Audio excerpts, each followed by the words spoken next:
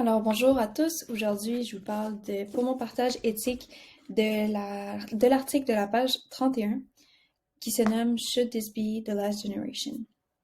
J'ai choisi cet article car je crois sincèrement que ça va devenir un débat de plus en plus important dans notre futur.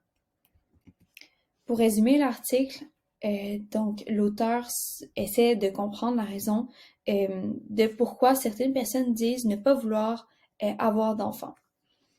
Il explique justement et se concentre sur les raisonnements qui certains expliquent que d'apporter un enfant dans ce monde, c'est essentiellement lui faire vivre une vie de souffrance due aux conditions de vie sociale, économique et écologique qui deviendront de plus en plus désastreuses pour le futur enfant. Ensuite, il discute du philosophe David Bellator, qui est un philosophe antinataliste. Il explique, en fait, ce philosophe explique que la reproduction des humains on devrait l'arrêter avec une stérilisation qui est dite générale. Il explique que nos vies sont plus misérables qu'on le croit et que d'amener encore plus d'humains sur Terre ne va bénéficier à personne.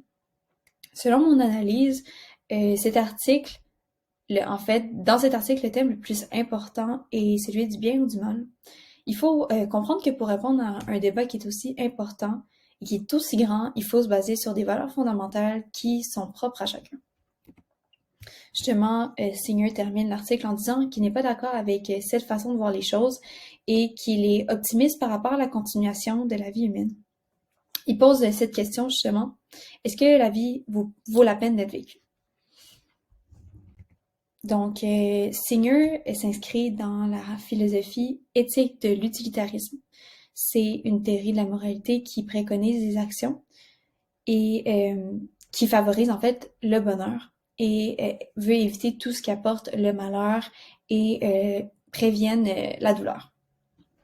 Donc, c'est la plus grande quantité de biens pour le plus grand nombre de personnes qui vise à améliorer la société, puis qui est fondée sur la raison pour déterminer ce qui est bien et ce qui est mal.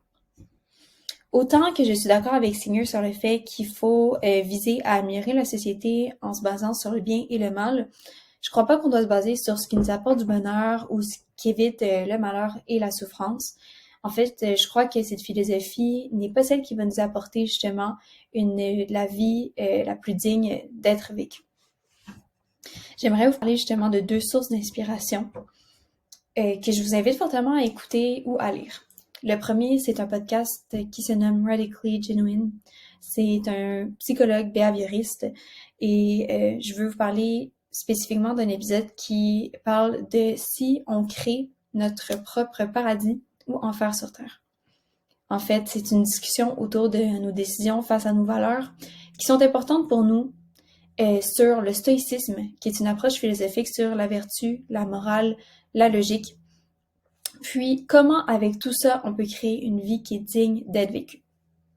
Je vais vous parler aussi d'un livre qui est super intéressant de Frankl, qui se nomme Man's Search for Meaning. Donc, en premier lieu, il raconte son expérience dans les camps de concentration après que toute sa famille soit décédée. Puis, en deuxième lieu, il parle de sa théorie, puisque c'est aussi un psychologue qui se nomme la logothérapie. En fait, c'est une théorie sur que le but de la vie n'est pas d'y trouver le plaisir, mais plutôt de rechercher ce qui est significatif dans la vie.